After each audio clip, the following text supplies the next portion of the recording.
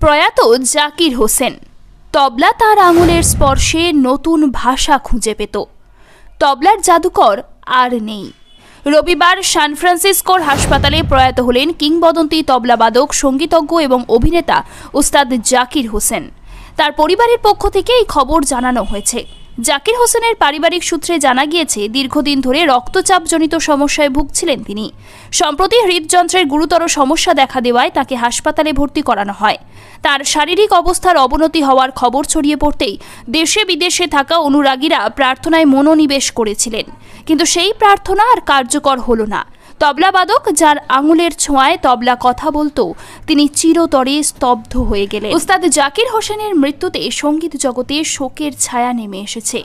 তার অবদান অনন্তকাল ধরে শ্রদ্ধার সঙ্গে স্মরণ করা হবে।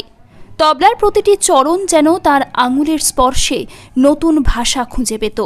বিশ্ব সঙ্গীতের মানচিত্রে ভারতকে প্রতিষ্ঠিত করার অন্যতম কারিগর ছিলেন উস্তাদ জাকির হোসেন। সঙ্গীত শুধু তার পেশা নয়, জীবনের ছন্দ। তবলার প্রতিটি বোল তার আত্মার এক একটি কাব্যিক অভিব্যক্তি। 1951 সালের 9 মার্চ মুম্বাইয়ের এক সঙ্গীতপ্রেমী পরিবারে জন্ম জাকিরের। তার বাবা তবলা কিংবদন্তি উস্তাদ আল্লাহ রাখা ছিলেন তার প্রথম গুরু। মাত্র 3 বছর বয়সে তবলার সঙ্গে তার বন্ধুত্ব শুরু হয়। ছোট্ট জাকিরের হাতে তবলার প্রথম স্পর্শেই যেন বোঝা গিয়েছিল, এই ছেলেটি একদিন ইতিহাস তৈরি করবে। 7 বছর বয়সে প্রথম একক মঞ্চে পরিবেশনা করেছিলেন তিনি। সেই সময়কার এক দর্শক বলেছিলেন, ছোট্ট একটি ছেলে মঞ্চে এসে এমন তবলা বাজাচ্ছে, মনে হচ্ছে একদল পেশাদার বাজিয়ে একসঙ্গে মঞ্চে রয়েছেন। সেদিন থেকেই তার যাত্রা শুরু।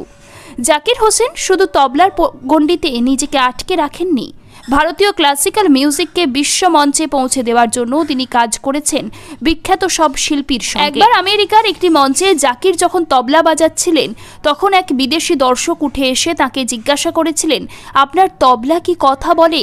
সেই প্রশ্নের উত্তরে জাকির মৃদু হাসি দিয়ে বলেছিলেন, তবলার ভাষা বোঝার জন্য আপনাকে কেবল মন খুলে শুনতে হবে।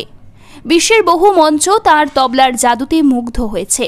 তবলার বোলের পাশাপাশি তার হাসি মাখা মুখ, মৃদু রসবোধ আর সঙ্গীত নিয়ে অগাধ জ্ঞান তাকে সকলের প্রিয় করে তুলেছিল।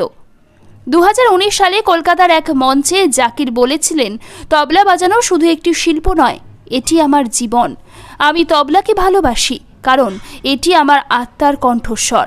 সেই ভালোবাসাই তাকে নিয়ে গিয়েছে বিশ্ব সঙ্গীতের উচ্চতর শিখরে। তার অসংখ্য পুরস্কারের তালিকায় জায়গা করে নিয়েছে ভারতের পদ্মশ্রী, পদ্মভূষণ, পদ্মবিভূষণ।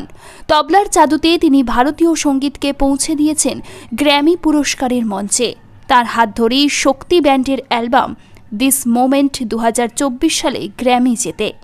জাকির হোসেনের প্রতি আমাদের শ্রদ্ধা শুধুমাত্র তার সঙ্গীত প্রতিভার জন্য নয়, তার মানবিকতার জন্য।